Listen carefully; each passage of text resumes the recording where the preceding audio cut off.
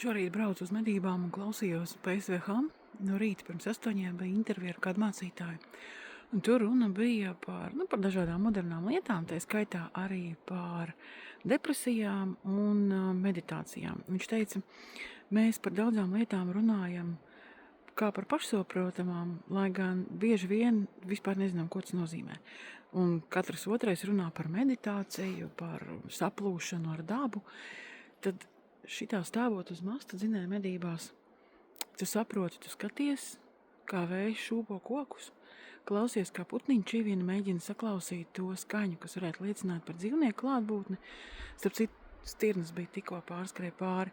Un tā ir tā īstā meditācija. Patiesībā varbūt tāpēc medniekiem ar psihi viss ir kārtībā, un mednieki ir tik pozitīvi cilvēki, ka viņi ikdienā meditē.